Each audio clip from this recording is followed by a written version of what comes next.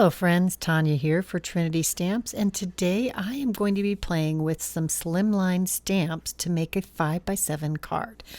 This is the Buttercup Blossoms stamp set. This came out last spring, and this is a coordinating die and stamp set.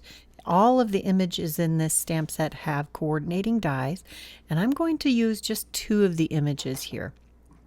I have this giant Buttercup Blossoms swag here that is actually sized to fit on the entire front of a Slimline card, but I'm going to heat emboss this with some gold embossing powder on a large sheet of cardstock here. This happens to be a 5.5 by 8.5 inch piece of heavyweight white cardstock.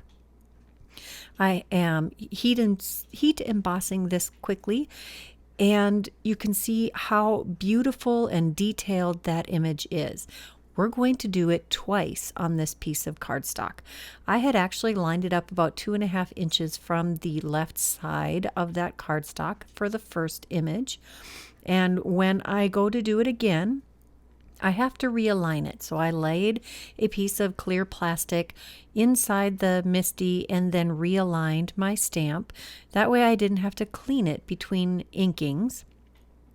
And I did ink both sides of this twice with some juicy embossing ink to get good impressions. I wanted this to be a really beautiful backdrop for this card. Here we can see the back-to-back swags there. And then I'm going to do a couple impressions of the bloom cluster. I am only going to show you once, but I do stamp this twice with the juicy ink on the same heavyweight white cardstock, and I'm embossing it with the same gold embossing powder. Next, I'm going to color these blooms with some Copic markers. I did mix the BGs. There's BG, I think there's 3 different families here. I did show them to you at when I started, and I don't remember what they are off the top of my head. I think it was a BG32, a BG11, and I don't remember, maybe a BG45 for the darkest tone. I just used 3 different tones of BG colors, and I started with the darkest in the center and worked my way out. There's lots of little marks from the artist who designed these. Oh, and there's the greens we're going to use, YG13 and YG17. And again, I'm working from darkest to lightest and using the lighter tone to blend things out.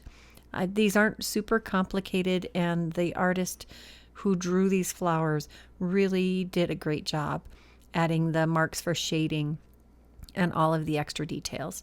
For the centers of these flowers, I'm using YR24 and Y18 and filled in with the lighter color and added some dots of the darker color. I did use the coordinating die to die cut those, and now we're going to use the Modern Embossed A7 layers dies, and this is the 4.5 by 6.5 inch layer. This creates a beautiful mat for the image that we're going to put on, or a wonderful mat for the whole card that we're doing.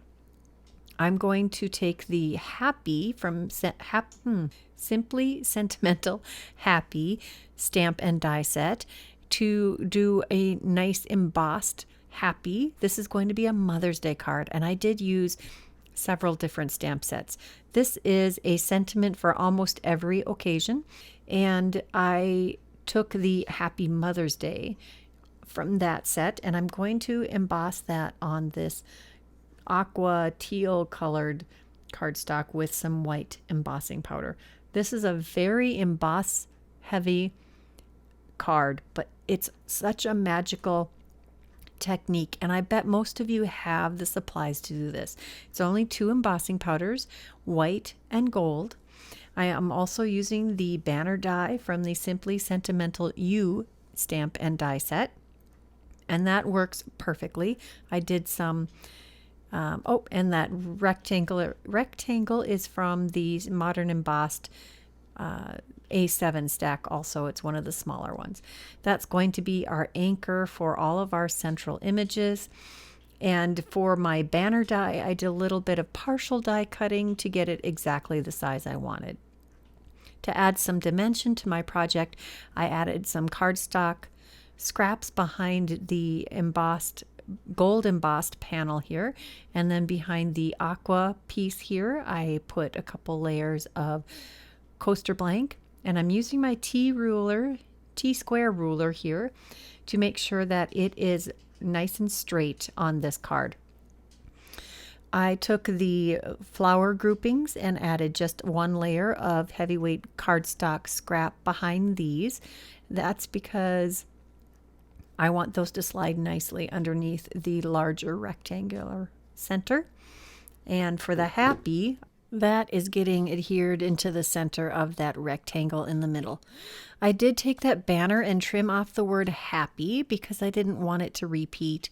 Actually, I didn't care if it repeated. I just didn't want it to take over the entire sentiment block. So I trimmed that off and lined it up with the bottom corner of the rectangle in the center, and that finishes off the front of the card.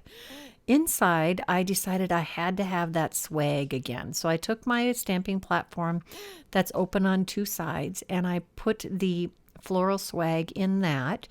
And then I centered the inside of my card edge on that image and stamped it with the Delicata Golden Glitz ink, which creates this beautiful detailed impression every time. Gorgeous. That concludes my tutorial today. This is the beautiful card that was created. I hope you enjoyed this video. I enjoyed making it. If you did, please give this video a thumbs up. If you haven't subscribed, take a moment to do that now. If you're interested in any of the product that I used today, check out that description box below. And until next time, bye-bye.